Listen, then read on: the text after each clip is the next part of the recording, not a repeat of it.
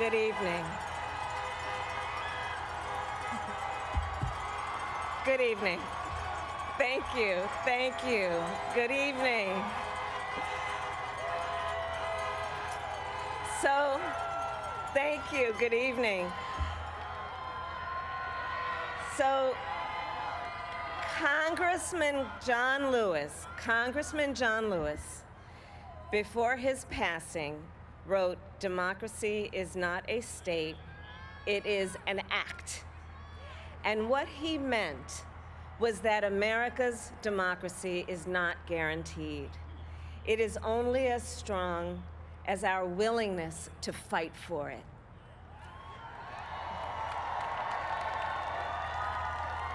To guard it and never take it for granted. And protecting our democracy takes struggle, it takes sacrifice, but there is joy in it, and there is progress, because we, the people, have the power to build a better future.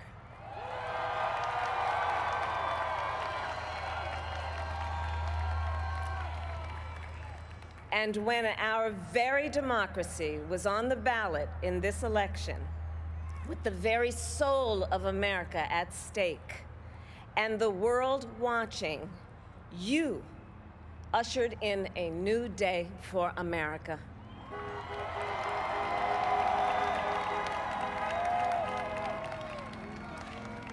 To our campaign staff and volunteers, this extraordinary team, thank you for bringing more people than ever before into the democratic process.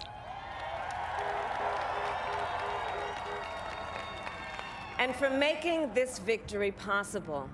To the poll workers and election officials across our country who have worked tirelessly to make sure every vote is counted, our nation owes you a debt of gratitude.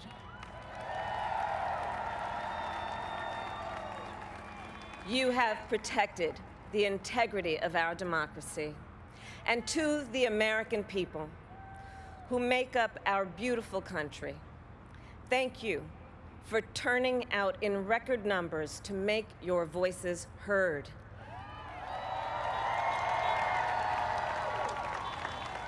And I know times have been challenging, especially the last several months. The grief, sorrow, and pain, the worries and the struggles. But we have also witnessed your courage, your resilience, and the generosity of your spirit. For 4 years, you marched and organized for equality and justice, for our lives and for our planet. And then you voted.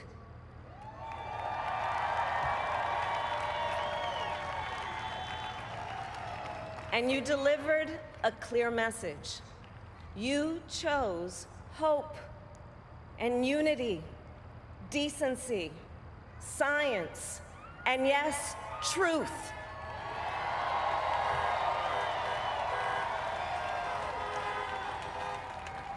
You chose Joe Biden as the next president of the United States of America.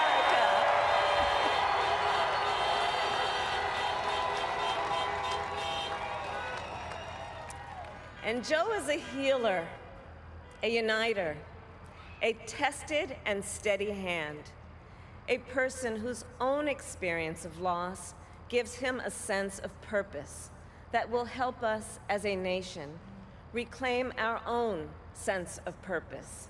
And a man with a big heart who loves with abandon. It's his love for Jill, who will be an incredible First Lady.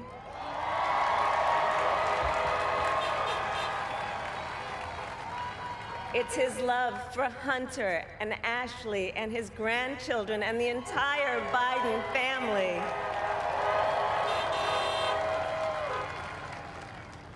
And while I first knew Joe as vice president, I really got to know him as the father who loved Bo, my dear friend who we remember here today. and to my husband, Doug,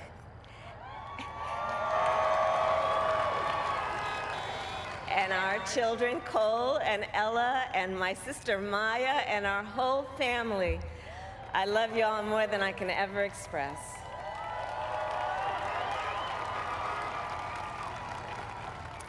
We are so grateful to Joe and Jill for welcoming our family into theirs on this incredible journey. And to the woman most responsible for my presence here today, my mother, Shamala Gopalan Harris, who is always in our hearts.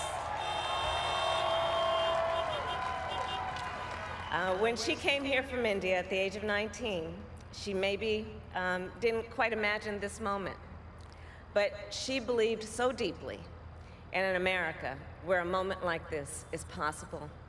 And so I am thinking about her and about the generations of women, Black women,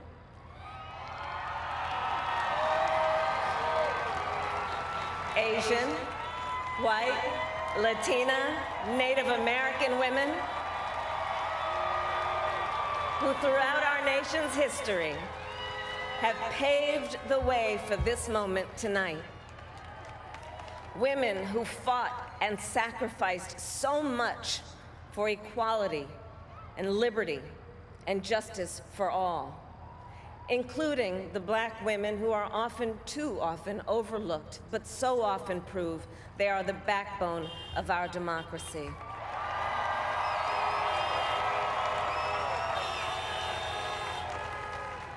All the women who have worked to secure and protect the right to vote for over a century, 100 years ago with the 19th Amendment, 55 years ago with the Voting Rights Act, and now in 2020 with a new generation of women in our country who cast their ballots and continued the fight for their fundamental right to vote and be heard.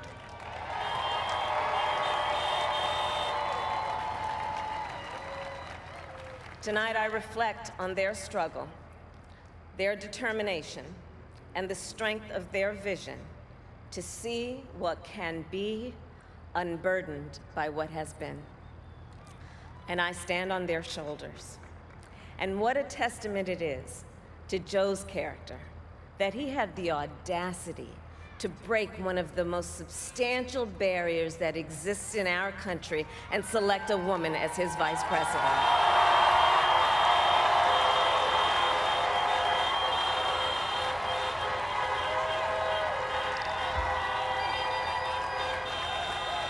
But while I may be the first woman in this office, I will not be the last.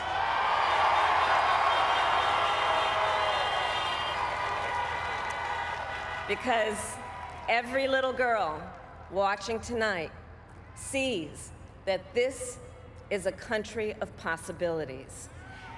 And to the children of our country, regardless of your gender, our country has sent you a clear message.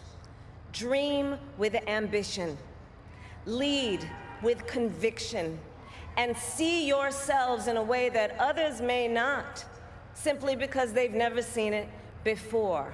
But know that we will applaud you every step of the way.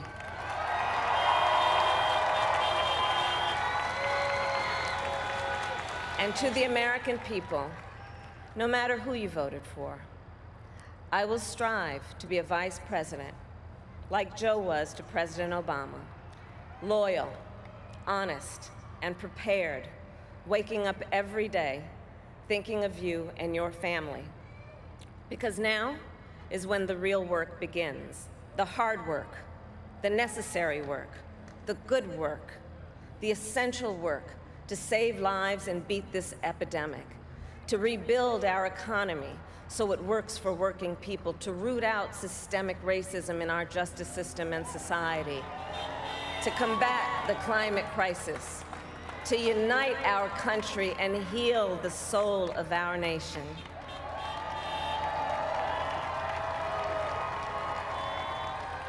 And the road ahead will not be easy, but America is ready. And so are Joe and I.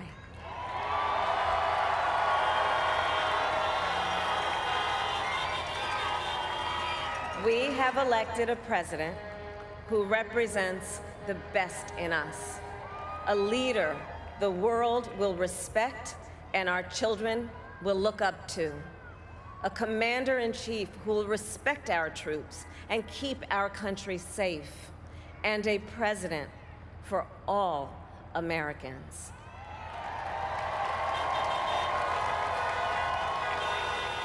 And it is now my great honor to introduce the President-elect of the United States of America, Joe Biden.